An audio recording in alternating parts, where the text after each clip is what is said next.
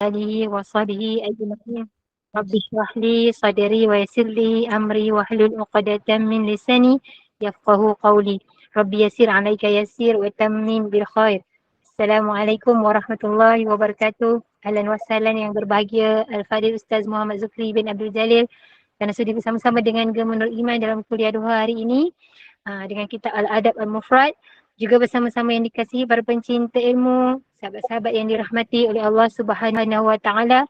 Terima kasih kepada tim pengurusan Gemenur Iman yang dipimpin oleh pengerusi Puan Rosniati binti Mansur. Jadi bagi memberkati kita pada pagi ini, marilah sama-sama kita membacakan umul kitab yang akan dipimpin oleh Al-Fadhil Ustaz untuk kita hadiahkan kepada baginda Rasulullah sallallahu alaihi wasallam, adik keluarga baginda, para sahabat, para sediqin, para syuhada, alim ulama, guru-guru kita, adik keluarga kita serta muslimin dan muslimat sama ada yang masih hidup ataupun yang telah kembali ke rahmatullah. Bisiri al-Fatihah. أعوذ بالله من الشيطان الرجيم بسم الله الرحمن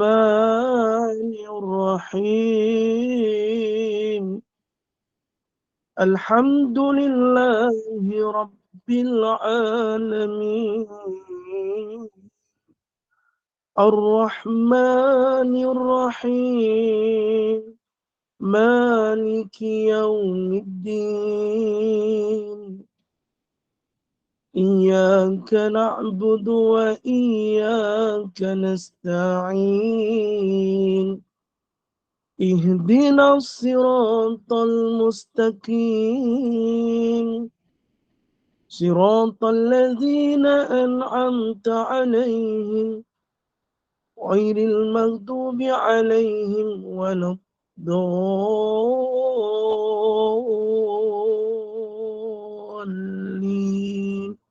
آمين. Amin, amin, amin ya Rabbal Alamin. Masya Allah, dengan teranum apa saya pun tak tahu.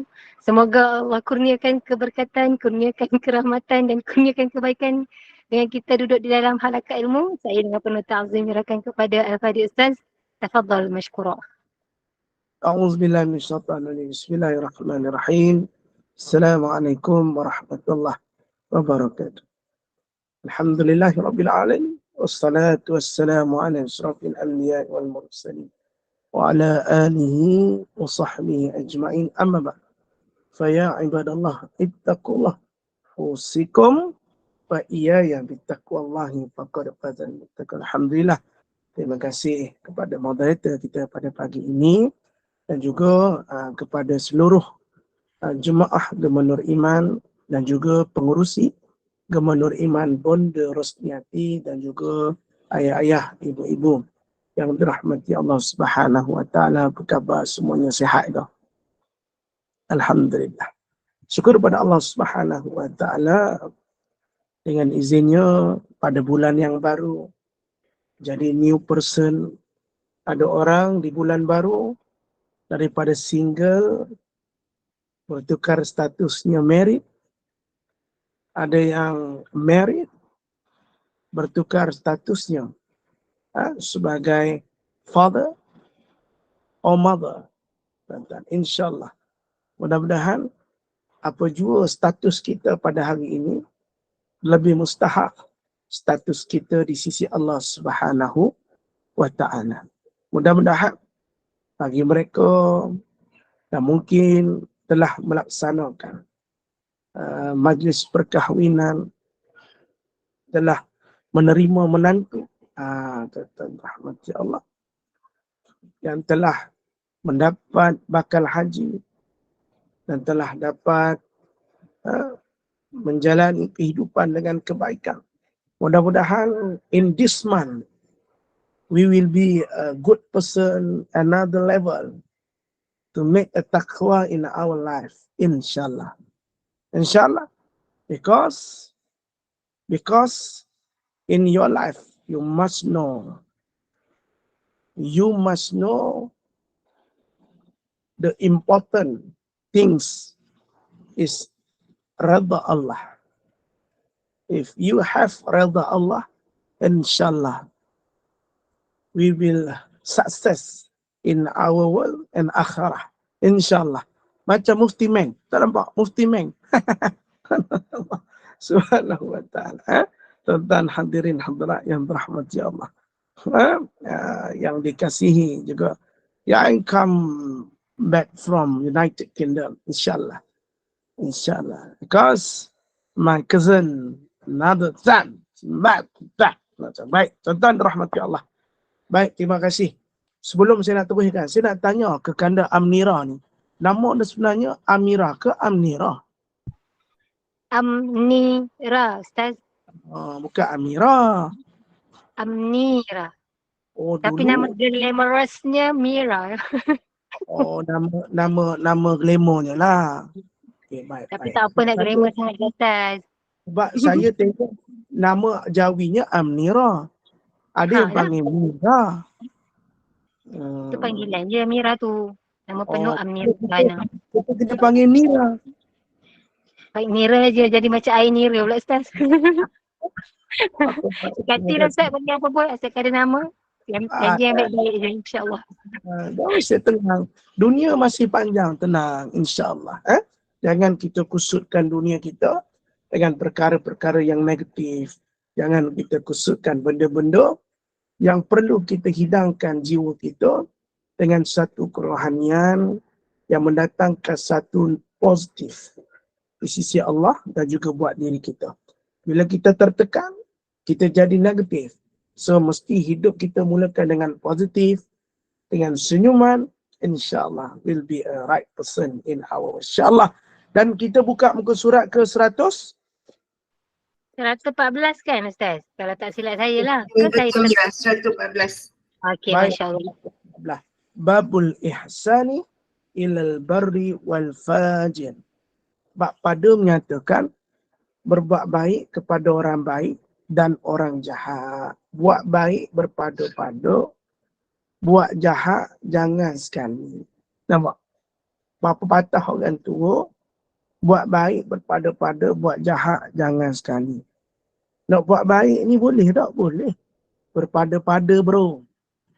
Sebab orang tak semua pandai menghargai kebaikan. Tak semua orang pandai berterima kasih atas pertolongan.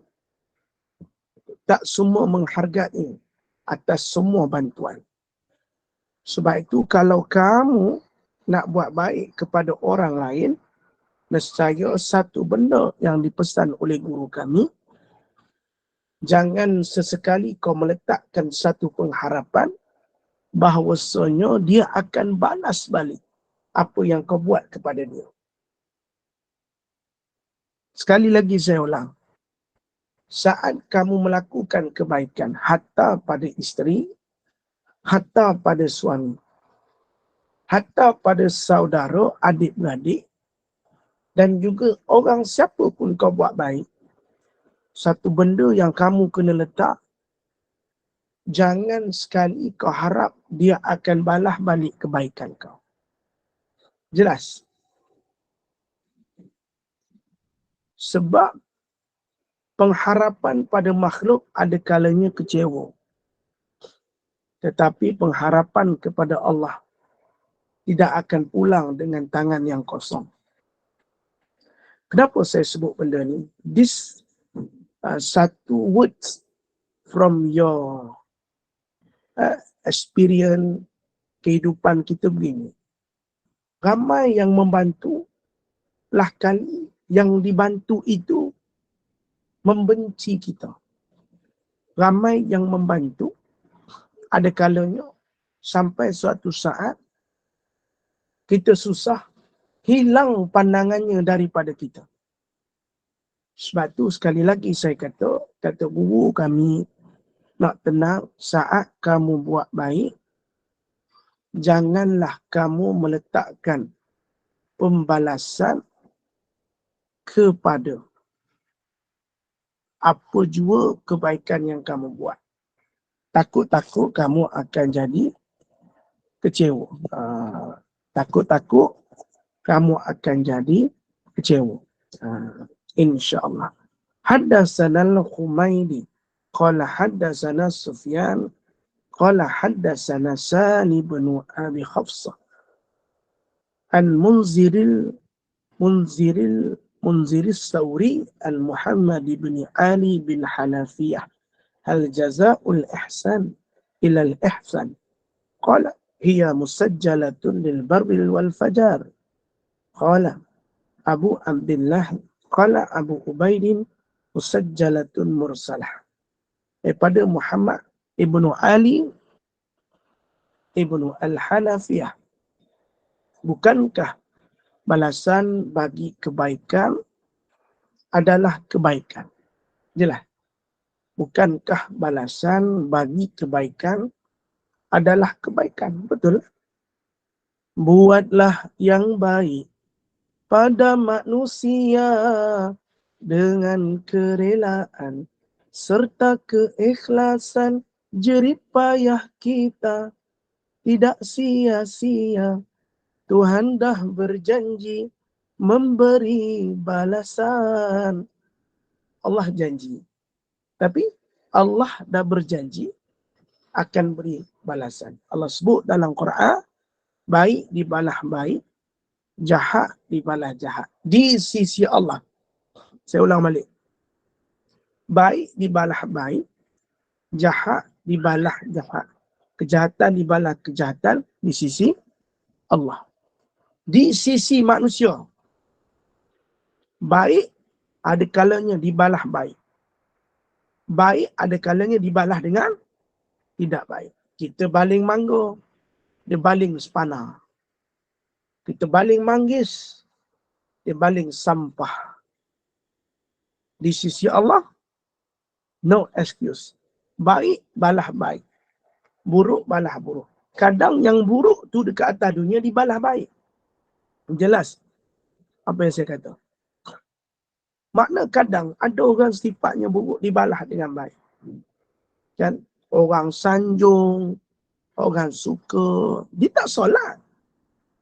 Dia tak solat, dia tak ni. Tapi kadang orang yang hidup dalam agama ni dipandang buruk. Kan? Kadang kita duduk dalam satu platform yang baik, tapi kita dipandang buruk. Allahu Akbar. Tuan-tuan. Dan disebutkan juga, dia telah berkata ianya adalah balasan kepada orang baik dan orang jahat. Apa maksudnya? Sini, baik dengar tuan-tuan. Orang kalau baling kita sepana, kita bagi dia buah. Akhlak siapa? Baginda Nabi SAW. Tahu ayat tu? Dia telah berkata, ia adalah balasan kepada orang baik dan orang jahat. Bukan orang jahat ni perlu kita balas dengan jahat. Di sisi Allah, hukumannya begitu. Di atas dunia, akhlaknya, pada logik akal, kalau tak mengaji, orang baling jahat, kita buat jahat, kita balas jahat. Contoh, kita disantau. Tuan-tuan.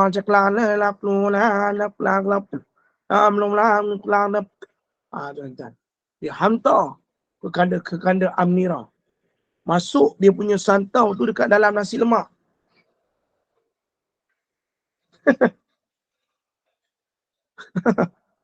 Masuk. Kita pun makan. Makan. Disantau. Bila kena santau, ni orang buat jahat ni. Santau ni banyak tau. Santau pemisah. Santau nak bagi mati. Santau iri hati. Santau dengki. Santau ni, kalau dibuat, dia ada contoh tau. Ni bukan, ni contoh ni speaker ni. Speaker. Okay. Ni santau ni, antara yang pernah saya belajar, dia akan ambil boneka kecil. Macam anak patung. Anak patung tu dia akan cucuk-cucuk dengan jarum. Kalau dia nak bagi sakit dekat perut, dia pusing kat perut, dia mula. Ulah. Dan rahmat ya Allah. Dia akan pulah dekat perut tu. Sakit tu. Dan rahmat ya Allah. Sebab tu santau ni bahaya. Santau ni bahaya. Dia kata, Ustaz, kalau santau ni berubat, kita pun pergi buang santau. Apa Ustaz tu sebut? Ustaz boleh tak saya santau dia balik? Jangan. Tak boleh. Kita bukannya orang yang sebegitu, kata dia. Kita tak boleh balas balik dengan kejahatan. Sebab kita orang Islam. Kita berubatnya. Biar Allah yang selesaikan. Faham? Tuan-tuan. Orang santau kita. Ada santau tu, kalau dia nak bagi mati, dia akan tanam dalam tanah macam orang, maka matilah orang tu. Kalau santau, pemisah, dia tak senang. Tengok ahli keluarga tu dia, geramnya aku. Tengok dia ni bahagia betul lah. Geram je aku. Dia ambil gambar dekat dalam Facebook ke apa. Kan? Dia pergi jumpa bomoh, cangklok, lah caklap. Kelak, selap. Dia pergi, dia, tu kan, pergi buat dekat asap, lepas tu dia duduk dalam botol ke apa. Orang tu letak kat depan rumah, macam sup unjuk, kan. Lepas tu, orang tu akan nampak rasa jijik pada pasangan. Rasa macam tak seronok lah dengan pasangan dia. InsyaAllah. Tuan-tuan rahmati Allah. Kan? Makna di sini jelas. Ustaz tu pun kata jangan malah balik. Tak boleh. Biar Allah yang reply. Faham? Makna di sini ada satu akhlak yang boleh kita ambil. Kalau baik dibalas baik, itu normal. Jahat dibalas jahat, itu normal. Tetapi kalau yang jahat dibalas baik, itu luar biasa. This is Islam. Ditanya kepada Aisyah radhiyallahu anha, bagaimanakah akhlak Rasulullah? Akhlak Rasulullah adalah Quran. Kalau kita kata akhlak Rasulullah bagaimana? Begitulah saat dibuat jahat dibalas dengan kebaikan. Memang susah kita nak praktikkan dalam hidup kita. Dia dah buat benda tak baik dengan kita. Macam mana kita nak buat baik? Tak, memang susah. Kita nak buat lagu tu, tuan-tuan. Tuan-tuan.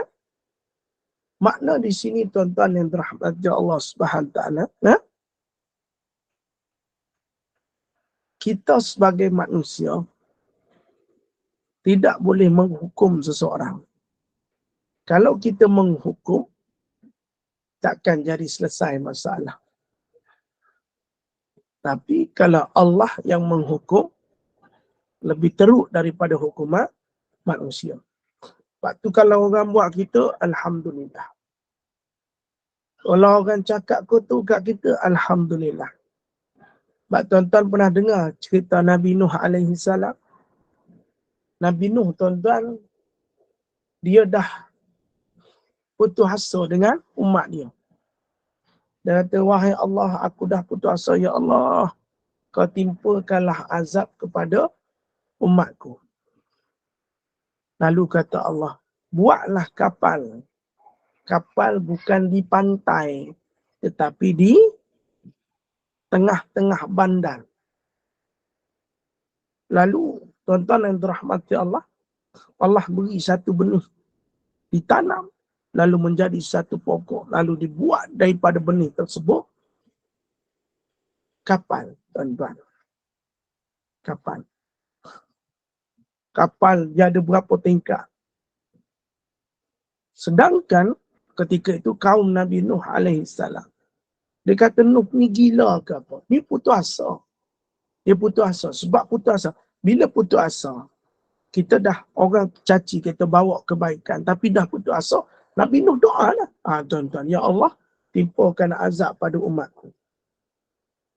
Allah kata, bina satu kapal, duduk kat tengah-tengah kota. Allah bagi benih tanam, lama-kelamaan Nabi Nuh buat. Satu tingkat, ada dua tingkat, ada tiga tingkat. Tuan-tuan berahmati Allah. Apakah kaum Nabi Nuh buat? Dia pergi berak, tuan-tuan. Dia pergi berak. Dia pergi berak dekat satu kapal tu, tuan-tuan. Di baris bawah, dikotori oleh manusia. Tuan-tuan. Nak jadi cerita, tuan-tuan. Orang yang sakit tu datang. Ambil najis yang diberak pada kapal Nabi Nuh alaihi salam tu. Maka dia sapu pada badan dia. sapu pada badan dia, sembuh. Maka dia kata, siapa nak sembuh penyakit, pergi dekat kapal Nabi Nuh, ambil najis-najis tu, nanti tubuh kita akan sembuh. Nampak tak tuan-tuan? Dia buat, dia ambil semula. Allah ajar umat Nabi Nuh. Sebab tu kita kata, kadang kita bukan putus asa buat baik, tapi kadang kita tak tahan. Bila kita buat baik, kita bagi tunjuk ajar yang baik, kita pula dihina. Maka bila Nabi Nuh AS dia dah give up, dia dah putus asa, dia doa pada Allah, minta timbulkan. Sebab tu tuan-tuan yang dirahmati Allah, bila kita kena, kan ada bahasa tak apa, biar Allah yang balas. Kerana balasan Allah setimpal dengan perbuatannya. Tuan-tuan, ni Nabi Nuh AS. Tuan-tuan, bila dah kita kata meletakkan satu pembalasan kejahatan itu pada Allah, tunggulah. Baru kita ingat, tuan-tuan dan puan-puan yang terhormati Allah Subhanahu wa ta'ala. Dan jelas tak jelas, tuan-tuan yang terhormati Allah Subhanahu wa ta'ala. Nak bagi kita faham. Berbeza dengan baginda Nabi SAW. Nabi SAW ada satu kisah sahabat. Mungkin dah pernah dengar ke belum dengar, saya ulanglah. Tuan-tuan, mungkin dah dengar ke belum dengar ustaz lain cerita, wallahualam. Tuan-tuan, Allahumma salli ala Sayyidina Muhammad. Ada satu orang, dia benci nama Muhammad bin Abdullah. Nabi ni orang benci sekalipun baik. Tapi Nabi tak pernah benci orang. Akhlak Nabi ni baguslah tuan-tuan. Kita nak jadi macam Nabi ni payah. Nabi orang tak benci. Nabi orang buat jahat. Nabi orang baling perut unta. Nabi ni buat, Nabi gini tuan-tuan. Tapi Nabi jenis orang yang Masya Allah kan. Macam mana kita nak letak benda tu kat dalam diri kita? Kadang kita ni hak belajar agama. Kadang kita faham agama. Kan? Tapi kita ada sifat benci sesama kita. Nabi satu orang, bukan mudah tuan-tuan. Nabi ni kalau baca Rakhim Maktum tuan-tuan, kitab sirah. Nabi ni satu orang yang sangat bersabar. Nabi seorang yang sangat baik. Tak pernah nak benci orang tuan-tuan. Satu orang tu dia tak suka dengan Muhammad. Dia pergi baling batu. Bukan batu, dia baling tahi depan rumah. Baling tahi depan rumah. Nabi bersih. Satu hari tu orang tu tak buang tahi. Nabi tanya sahabat, kat mana laki ni tadi yang buang tahi kat depan rumah aku? Dia kata, ya Rasulullah, dia sakit. Nabi pergi ziarah. Dahlah dia buat perangai tak baik dengan Nabi, pergi ziarah.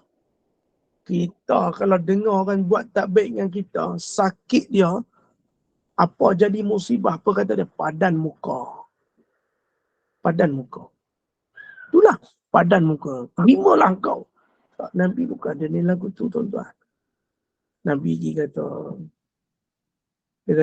wahai si fulan, hari ni aku tunggu kau buang tahi depan rumah aku nak bersih.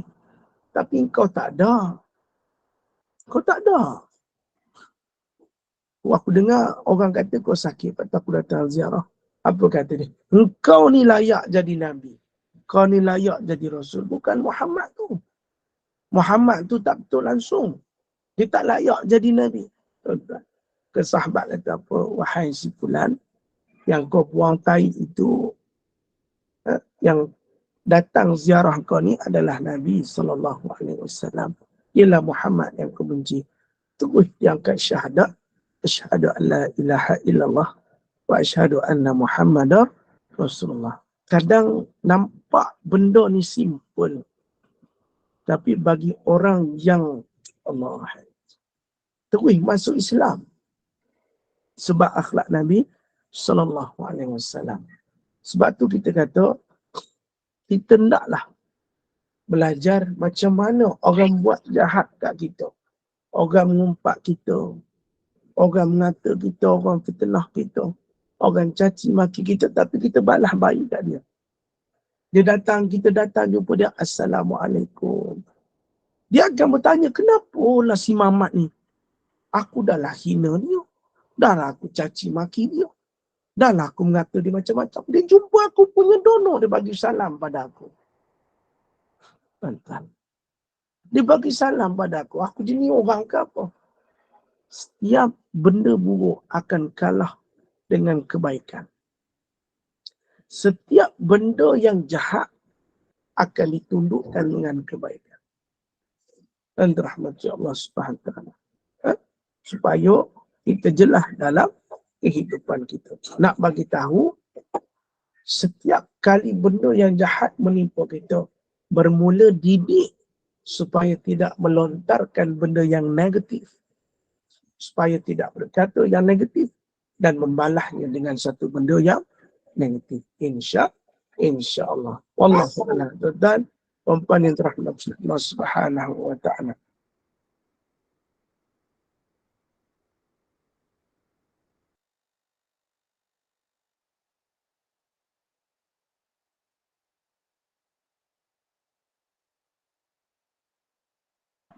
Dah ke mana pula tu? InsyaAllah. Minta maaf. Baby buka pintu. InsyaAllah. Okay, baik. Tuan-tuan hadirin yang dirahmati Allah. Cuba hari ini kita praktikkan diri kita seperti mana adab yang diajarkan oleh Muhammad ibnu Abi ibnu Al-Hanafiyah. Orang lontar kita kejahatan, kita balah dengan kebaikan. Orang beri kebaikan, kita balah dengan kebaikan. Ini akhlak yang sebaiknya dalam hidup kita. Kecuali mereka memerangi kita. Itu kena balas. Faham? Memerangi kita maksudnya apa? Sampai angkat senjata, itu jangan tak balas. Itu kena mempertahankan. Tapi yang saya kata benda-benda kecil, nampak simple, tapi kadang-kadang kita tak boleh kontrol, didiklah diri kita dengan sifat membalas kebaikan di setiap kejahatan yang diberikan kepada kita. Na'udzubillah, mudah-mudahan kita tak jadi seperti mana orang kafir, jahat dibalas dengan jahat. Cuma dalam bab hukum Islam jelas. Hudud, qisas, itu semua jelas. Mati dibalas dengan mati. Kalau pukul dibalas dengan pukul. Ini hukum Islam. Tapi jangan kita ambil tindakan sendiri. Mesti tertuduh itu dikenakan dengan bukti. Itu cara Islam. Cuma nak ajar cara kita bagaimana akhlak baginda Nabi SAW. Wallahu a'lam. Kita jangan lari. Tuan-tuan, orang bagi kita buat jahat, kita senyap. Orang kotorkan kita, kita senyap. Dia menyerang, kita bertahan. Yang penting sekali, ambil akhlak. Baik buruk, kita balas dengan baik. InsyaAllah. Pasti ada hikmah di setiap kejadian. InsyaAllah. Wallahu a'lam. Habis satu hadis 72 sebelum kita masuk hadis yang 73. InsyaAllah. Kalau nak masuk hadis ke-73, ada tak siapa-siapa yang nak bertanya, mungkin ada kurang faham, mungkin ada sedikit nak berkata, silakan sebelum saya masuk hadis yang ke-73. InsyaAllah. Rekan Anira mungkin ada yang nak tanya bab ni. Ya, sebab dia satu hadis. So kita nak buka. Kalau ada yang nak tanya, silakan tanya. Kalau tak ada, saya masuk hadis yang ke-73. Dipersilakan. Silakan kalau ada sebarang soalan. Ya, kurang faham. Kalau kurang faham ke ataupun nak mengatakan sesuatu, silakan. Kalau tak ada, kita terus ke hadis terusnya lah. Ke-73. So, dalam kiraan 10, 1, 2, 3, 4, 5, 6, 7, 8, 9, 10. Khalas. Tak ada. Makna faham. Okay, baik. Hadis yang berikut ini adalah satu hadis yang baik. Kan? Kan Amira kan? InsyaAllah. Kan? InsyaAllah. Ya, Ustaz. Sila. Hadis yang ke-73 ni bagus. Ni bagus. Ni memang kena dengan hari ni. InsyaAllah. Babu fadli man ya'ulu yatiman. Bab pada menyatakan keutamaan menanggung anak yatim. Anak yatim ni siapa? Anak yang tidak mempunyai salah seorang keduanya. Mungkin tak ada mak ataupun tak ada ayah. Dua punca. Satu kematian, satu penceraian. Jelas. Yang kedua, anak yatim ni usianya sampai tahap dia sudah pandai membela dirinya sendiri sekitar 17 ke 18 tahun gitulah ke atas. Okey, baik. Anak yatim kehilangan salah seorang. Dan anak yatim piatu kehilangan kedua-duanya. Okey, jelas tak? Haddatsana Ismail qala haddatsani Malik an Sauri bin Zaidin an Abil Ghaisi an Abi Hurairah radhiyallahu anhu anin Nabi sallallahu alaihi wasallam as-sa'i alal armalati wal masakin kal mujahidi fi sabilillah wa kalladhi yasumun nahara wa yaqumul lail. Daripada Abu Hurairah radhiyallahu anhu daripada Nabi sallallahu alaihi wasallam. Apa katanya? Orang yang membantu janda. Okey, kita berhenti satu tu. Siapakah janda? Janda itu mereka yang telah kehilangan suami. Cara kehilangan itu duduk ataupun penceraian ataupun kematian. Maka dia akan menjadi janda. Ayat orang yang membantu janda. Janda yang dikategorikan dalam hadis ini mempunyai anak. Okey. Yang mempunyai tanggungan. Okey, jelas.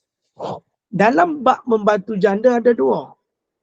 Satu, menanggung anaknya dalam bab keperluan. Okey. Bab atau keperluan. Okey, jelas. Kalau kita membantu, okey. Contoh daripada segi zakat. Zakat dia ada asnaf dan juga bantuan untuk anak-anak yatim. Ni janda lah. Okey. Balu ataupun ibu tunggal. Ada bantuan daripada pusat zakat. Okey, khalas. Bagi kita, contoh, kalau ditinggalkan suami, cucu-cucu tadi bawah tanggungan siapa? Pakciknya dibelah adik-beradik perempuannya. Wali Ustaz kan? Macam mana? Susah nak sebut. Wali. Yeah. Maknanya ditanggung oleh adik-beradik lah. Maknanya adik-beradik ataupun nenek atuk dia lah. Setelah bercerai. Tuan-tuan. Okey, jelas. Okey, jelas yuk. Makna di sini, Nabi kata apa? Saat berlaku di hadapan kita. Okey. Okey. Tuan-tuan rahmati Allah. Disebutkan satu benda. Ada yang tulis kat situ bawah tu. Minta maaf, jangan marah.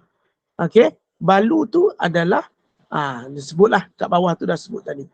Maknanya, di sini, keutamaan kita membantu mereka perlu. Maknanya sebagai wali, hendaklah kita membantu mereka, cucu-cucu kita, dalam persekolahan, pemakanan dan tempat peringatan, termasuk adik-beradik lelaki. Okey, jelas. Adakah orang lain boleh membantu anak kita? Boleh. Tak jadi masalah. Faham? Orang nak bantu. Ada seorang ni namanya Haji Mat. Tuan-tuan. Haji Mat. Haji Mat ni dia duduk kat Johor. Saya ingat lagi cerita ni. Haji Mat ni bagus.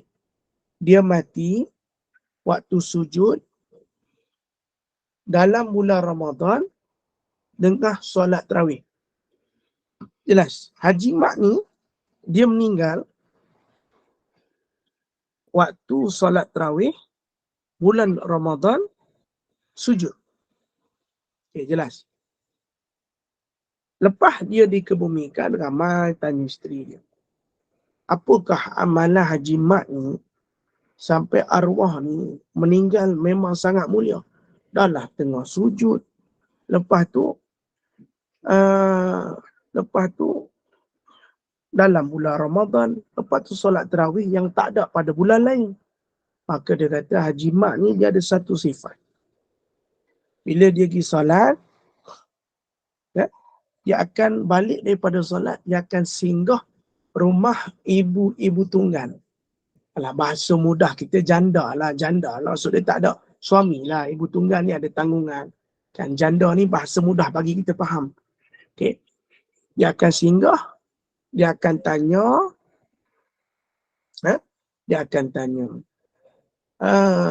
ada tak keperluan asas? Bukan satu rumah. Dalam beberapa banyak rumah yang dikenali ada ibu tunggal. Mungkin ibu tunggal tu tak berkemampuan lah sebab anak dia. Maka diceritakan guru kami, dia pergilah dekat kedai-kedai runcit mana, dia akan beli telur, dia akan beli tepung, dia akan beli minyak beras semampu dia. Lepas tu dia akan hantar pada rumah ibu tunggal tadi. Amalan ni dia istiqamah. Tuan-tuan, amalan ni dia istiqamah. Maka di saat itu dia meninggal. Bila dia meninggal, tempat yang mulia, rupanya amalan ni yang isteri dia sebut. Amalan ni, amalan siapa? Amalan ni datang daripada Rasulullah, tapi dipraktikkan oleh para sahabat. Makna dia apa? Sahabat akan menanggung sahabat-sahabat yang syahid di akhirat. Dia akan tanggung isteri-isterinya tu yang telah menjadi janda. Yang jadi ibu tunggal yang mempunyai tanggungan, maka Nabi kata hantarkan barang keperluan. Sunnah Nabi. Tuan-tuan, sunnah Nabi. Sebab tu kalaulah kita ada adik-beradik yang jadi balu ataupun janda ataupun ibu tunggal, bantu. Pahala dia besar. Tuan-tuan, pahala dia besar. Sebab itu lepas ni, kalau suami kita pergi solat berjemaah, tiba-tiba balik lewat, kan tuan-tuan yang dirahmati Allah Subhanahu wa taala. Dia balik lewat, kalau dia tanya, kita tanya dia pergi mana, mesti dia cakap dia pergi rumah ibu tunggal. Dia belikan barang keperluan sebab dia nak mati dalam sujud. Dia kata tuan-tuan, jangan marah kat suami kita. Tapi bang, abang tolong tu bagus, tapi hari-hari abang pergi buat apa? Takkanlah tepung hari ni beli besok habis. Takkan beras hari ni. Bang, jangan macam-macamnya bang yo. Hari-hari taklah. Bila perlu baru kita pergi. Mungkin seminggu, 2 minggu sekali. Istiqamah. Kadang 2-3 kali. Seminggu, 2 minggu, 3 minggu, 4 minggu. Kata tadi, Ustaz janda ni tak ada anak. Kan saya sebut tadi, bagi mudah faham. Orang ibu tunggal ni orang tak dengar. Janda ni mudah cerita tak ada suami. Bagi mudah faham. Ibu tunggal bahasa paling cantik. Jadi ibu tunggal ni macam mana Ustaz? Dia tunggal seorang je apa? Maknanya kita kata janda. Bagi faham ibu tunggal yang mempunyai tanggungan. Tuan-tuan yang dirahmati Allah. Dia buat lagu tu tuan-tuan. Dia mati dalam sujud Allah. Ini satu benda yang amat baik tuan-tuan. Sebab tu kalau kita nampak anak yatim dekat jiran-jiran kita kan, nampak anak-anak yatim, memanglah kita nampak isterinya. Apa salahnya kita sebagai orang Islam bantu dia. Pahala besar. Nabi kata orang duduk dekat dengan aku dekat syurga. Iaitu mereka yang baik, memperlakukan baik kepada anak yatim. Sebab Nabi ni anak yatim. Nabi lagi yatim piatu mak ayah tak ada. Sebab tu kalau kita jumpa anak-anak yatim kan, bila contoh nak masuk sekolah kan, kita ada kenal saudara-saudara kita, anak yatim kita yang susah. Kan? Kita tengok saudara kita, anak-anak saudara kita ada susah, pergi belikan beg, belikan baju, kan? Nak pergi sekolah, bagi sikit belanja. InsyaAllah, baik belaka kita, insyaAllah Allah bagi rezeki. Kan? Tapi lagi besar pahalanya, seseorang itu mengahwini ibu tunggal itu untuk menyara anak-anaknya. Ini pahala besar. Tuan-tuan, sampaikan kepada mereka. Ini pahala besar. Kahwin untuk menjaga anak-anak mereka. Menjaga anak-anak mereka. Masya Allah. Ini pahala besar. Ingat yuk, kita kahwin dengan ibu tunggal bukan hanya sekadar nafsu. Tapi kita nak bantu besarkan anak-anak dia. Tu Nabi buat. Sebab tu isteri Nabi semuanya kebanyakannya janda. Satu je darah. Iaitu Aisyah radhiyallahu anha. Nabi nak ajak anak-anak Ummu Salamah. Macam mana Nabi nak didik mereka. Nabi tanggung anak-anak yatim daripada isteri yang janda. Nampak tuan-tuan? Itu minta maaf saya kata. Biasa orang kata, Ustaz, buat apa kahwin dengan ibu tunggal ni Ustaz? Eloklah cari yang bukan ibu tunggal. Dia kata, saya kata, besar pahala kita. Kita niat nak didik anak dia. Besar pahala kita supaya kita dapat bantu dia sara anak-anak dia. Ni saya sebut ni, tuan-tuan. Jangan sekali pikai pada orang yang kahwin ibu tunggal. Besar pahala dia. Jelas, tuan-tuan. Ada anak muda dara. Ada dia kata anak dara ada Ustaz. Itu cerita lain. Tapi dalam bab agama, orang yang bantu ibu tunggal kahwin sebab nak sara anak dia. Masya Allah, pahala besar. Mudah-mudahan pahala besar, tuan-tuan. Tak semua orang ada kekuatan nak mengahwini sebegitu. Tapi pahala besar. Sebab yang ditanggung itu adalah anak-anak tiri. Walaupun anak tiri. Tapi niat dia baik, pahala besar, tuan-tuan. InsyaAllah. Tuan-tuan yang rahmati Allah. Kalau mereka berfikir buruk tentang ibu tunggal, mereka cakap pasal ibu tunggal, bukan dia bagi kita makan. Duit pun dia tak bagi. Persepsi diorang lang tak pi. Yang penting kita dengan Allah. Allah yang kirim bantuan. Allah yang kirimkan kita laki-laki yang boleh jaga anak-anak kita. Tuan-tuan. Sebab tu saya kata, sebab tu seorang ulama, dia kalau di offer untuk kahwin lebih daripada satu, dia akan ambil janda. Supaya apa? Faham cara jaga anak, untuk menyara anaknya. Supaya apa? Faham. Kalau kahwin masih dara, masih muda, dia jadi benda banyak. Hari-hari nak berkepit, hari-hari nak pergi makan sama-sama, nak pergi tangkap gambar, nak honeymoon lah. Dia jadi lagu tu. Faham? Sebab tu saya kata, jangan meletakkan satu persepsi yang buruk pada ibu tunggal dan siapa yang mengahwini ibu tunggal. Kerana pahala mereka besar. InsyaAllah. Baik, tuan-tuan. Dan kata Nabi, orang-orang miskin seumpama pejuang di jalan Allah. Siapa yang bantu orang miskin dan janda ni, seumpama mereka ni fisabilillah. Pejuang di jalan Allah. Dan seumpama orang yang berpuasa pada siang hari dan mendirikan solat malam di malam hari. Tengok dia punya pahala tu. Siapa yang buat benda ni? Bantu janda dan orang-orang miskin seumpama pejuang di jalan Allah. Seumpama orang yang berpuasa pada siang hari dan seumpama mendirikan solat di malam hari.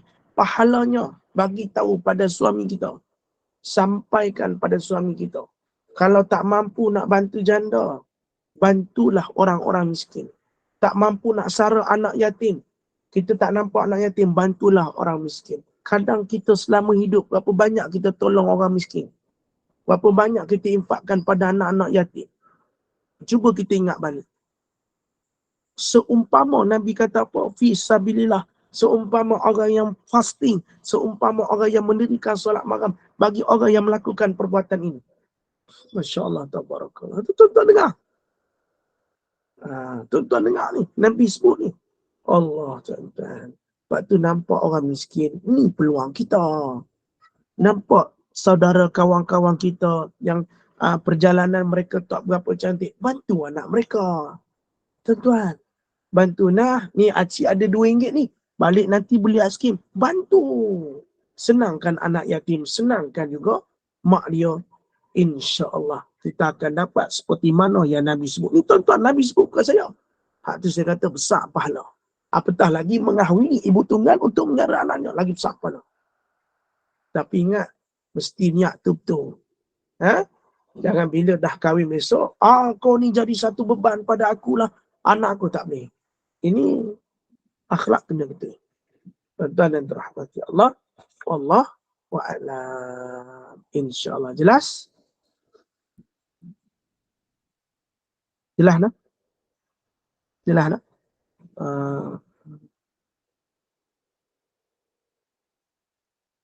Okey, baik. Soalan di dalam, mana soalan tadi? Hilang lah. Kata Ustaz. Assalamualaikum Ustaz. Adik saya nak kahwin dengan ibu tunggal bagus. Tuan-tuan, juga ada anak 2 orang. Tuan-tuan, okey, kalau tuan-tuan tanya saya, Ustaz kahwin dara ataupun ibu tunggal bagus? Saya akan jawab dara. Kalau usia kamu itu sesuai dengan dara. Tapi kalau kamu memikirkan satu pahala yang besar, satu benda yang orang lain tak boleh fikir, kamu cari, kalau kamu berniat nak jadikan ibu tunggal itu sebagai isteri, kamu besar pahala seperti mana Nabi sebut tadi. Okey, lepas tu Puan Haslina Samad kata apa? Adik saya nak kahwin dengan ibu tunggal juga. Ada anak 2 orang, tapi bila mula-mula dengar susah nak terima macam-macam perasaan. Yes, because a commitment. Kamu baru kahwin? Ya, okey, dengar Puan Hasliza Samad. Kita kahwin, kita nak sometimes the best moment dalam diri kita. Bila kita kahwin, kita nak the best gambar, kita nak duk atas pelamin, kita nak ni, kita nak ni, kita nak ni. Sebenarnya dalam kebahagiaan rumah tangga bukan harga pelamin. Kebahagiaan rumah tangga bukan gambar yang kamu buat. Kebahagiaan rumah tangga bukanlah pada pakaian kamu. Itu semua adalah sebelum kamu menghidupkan dalam rumah tangga. Bahagia rumah tangga bukan dinilai pada makan yang kamu hidangkan. Bahagia rumah tangga bila kamu sama-sama mencari redha Allah. Ada orang pakainya baju Masya Allah mahal, pelaminnya sampai berapa kaki, tapi tak bahagia. Bahagia ni bukan pada kenduri. Bahagia ni bukan pada baju yang pengantin pakai. Tetapi bahagia tu kalau sama-sama faham Islam untuk capai redha Allah. Tak kira status dia siapa, kalau dapat menggapai redha Allah, kita tetap bahagia. Bahagia bukan kerana orang, tapi kerana Allah. Puan Hasliza Samad, kena tenangkan hati, bukakan minda. Jangan kita rasa persepsi yang buruk pada ibu tunggal. Ya, insya-Allah. Mudah-mudahan ada kebaikan daripada apa yang saya sampai jawab pada apa yang Puan Hasliza Samad katakan tadi. Kita semua sama. Kita tak boleh sangka buruk ke apa.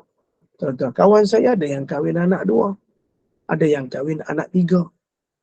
Ada yang dah kahwin anak 1. Baru ni kawan saya kahwin anak 5. Cikgu sekolah. Anak dia 5. Masya Allah. Tuan-tuan. Rezeki dia. Kalau ikutkan pada logik akal, fikir semata-mata nak pergi honeymoon Langkawi, kita takkan pilih 5 orang anak.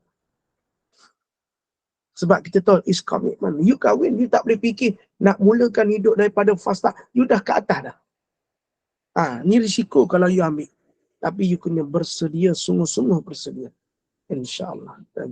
Tambah anak dia ada 8 dah, kawan saya. Ustaz, kahwin cikgu 5 orang anak. Anak dia 3. Ramai anak dara. Dia tak mau. Dia nak ibu tunggal juga. Sebab apa? Dia tak mau mula daripada bawah. Dia nak hidup terus ada satu keluarga yang boleh dia didik. Dia tak mau daripada bawah nak hidup semula, nak faham pasangan tak. Sebab orang yang dah bergelar ibu tunggal ataupun mereka yang telah duda sebab kalau nak perasan, ni kawan saya ni kalau saya sebut semua kenal. Dan isteri yang meninggal tu pun mesti semua kenal. Adakah kenal Ustazah Sadiah Abbas? Ada kenal? Kekanda Azrina kenal? Ya, kenal Ustaz. Yang penulis buku tu Ustaz. Perempuan dia. Nama dia Ustazah Sadiah Abbas. Ia pernah forum perdana dengan saya dan suaminya teramat baik dengan saya. Dia selama 2 tahun lebih tak mau kahwin. Saya jumpa dia, saya kata Ustazah baik. Sebab Ustazah tu selalu pesan dengan saya. Bila habis forum dia kata, Ustaz Zukri, Ustaz Zukri ni belum cakap nakai sungguh. Dia kata dengan saya kat forum, Ustaz Zukri ni bagus, terus bawa anak muda. Tak sampai berapa hari tu, lepas saya forum dengan dia tu, dia meninggal. Dalam tak adalah berapa hari, dalam berapa tahun, dalam setahun dua macam tu. Lepas dia meninggal. Ustazah Sadiah Abah ni tuan-tuan, orangnya amat baik. Suami dia tu baik dengan saya. Suami dia baik. Dia nak kahwin tu, ni hati dia tu tak sanggup. Dia tak sanggup. Saya kata arwah baik, saya kata. Arwah sangat baik. Dia kata bila saya sembang dengan dia, cerita pasal arwah, dia akan menangis. Sebab tu dia lama tak kahwin. Dia kata dia tak boleh lupa arwah. Sebab arwah baik sangat lah. Lepas tu satu hari tu dia nak kahwin, dia kata Ustaz nak kahwin. Antas dia dah ke? Boleh lupa. Dia kata takkan boleh lupa sebab the best sekali dalam diri anak Ustazah. Saya kata Allah yarham yang bagus. Allah yarhamah ni satu orang yang bagus. Sampai suami dia kata lagu tu. Suami dia baru kahwin. Nah, baru sangat dalam setahun gitulah kan. Lama dia berduda. Sebab apa? Dia tak boleh lupa arwah. Kan? Anak-anak arwah pun dah besar, alhamdulillah. Kan? Tapi ni kita kata, yalah, satu perjalanan hidup. Kan? Perjalanan hidup. Sebab tu kita kata jadi isteri, jadilah seperti isteri yang solehah. Supaya saat meninggal nanti, orang kata apa? Suami tu redha, dia sayang sungguh. Kan tuan-tuan? Dan insyaAllah tuan-tuan yang dirahmati Allah, wallah wa'alam tuan-tuan. Ya? Itulah kita katakan dalam hidup kita ni, perjalanan kita ni, semua kita tak tahu macam mana pengakhiran kita dan perjalanan yang bakal kita tempuhi. Tapi yang pasti kehidupan kita mesti ada. Kehidupan kita mesti ada. Sebab tu jangan pertikaikan setelah apa yang telah terjadi. Seolah kita mempertikaikan apa yang Allah kehendak. InsyaAllah. Wallahu a'lam. Kita berhenti takat dululah tuan-tuan. Nanti kita sambung 74. Ada tanya soalan tak? InsyaAllah. Ada perkongsian yang selama ni bergelar ibu tunggal? Boleh macam bagi hint je Ustaz. Allah. Ustaz, terima kasih banyak-banyak terkongsi begini. Alhamdulillah. Tak ada apalah sebab saya pun pernah berjalan dalam stage yang sama. Alhamdulillah Allah rezekikan kedatangan suami pun dalam perjalanan yang macam mana Ustaz huraikan tadi. InsyaAllah doakan masih baru. Cuma satu lah Ustaz, tentang tadi bila ada sahabat kata persepsi kan. Dia apa pun balik kepada Allah juga dan juga ilmu. Sebabnya kalau kita berdiri dengan ilmu dan kita sentiasa ada Allah, insyaAllah perjalanan tu takkan rasa takut lah dengan persepsi manusia. Wallahualam. Baik, terima kasih. Buat jemaah semua, kekanda kita pun telah selamat diijab kabulkan pada hari yang lalu, alhamdulillah. Hawa, ya, silakan Hawa. Telah diijab kabulkan. Mudah-mudahan dikurniakan barakah, mawadah, warahmah dan sakinah dalam rumah tangga. InsyaAllah. Mudah-mudahan semuanya baik-baik berlaku dalam hidup kita. Betul persepsi itu akan ada. InsyaAllah. Mudah-mudahan. No problem. Dalam hidup kita ni, kita baik orang mengata. Kita tak baik pun orang mengata. Kita kahwin orang mengata. Kita tak kahwin pun orang mengata. Tengah-tengah kahwin pun orang mengata.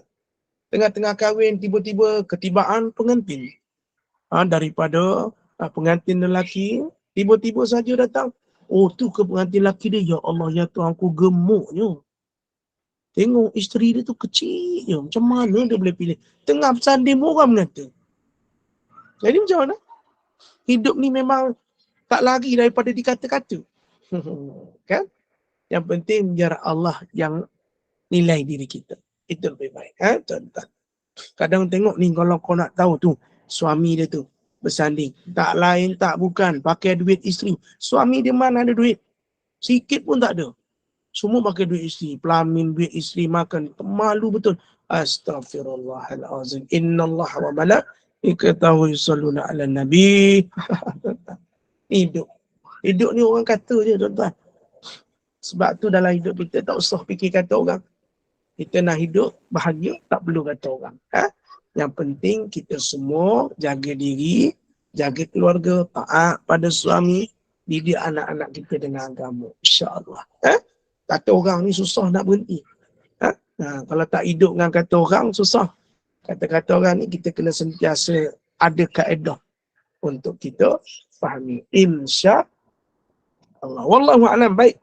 Tuan-tuan dan puan-puan yang dirahmati Allah, sebelum saya nak menutup pada hari ini, di sini ada sedikit bahan program. Silap pula. Ya Allah, bukan itu, silap-silap. Terambil job Amrina. Ustaz dah kenapa saya dah sarapan belum? InsyaAllah. Program korban di bawah Gema Nur Iman. Seperti mana yang kita faham, tahun lepas kita dapat menghantar 2 ekor kambing dan 1 ekor lembu.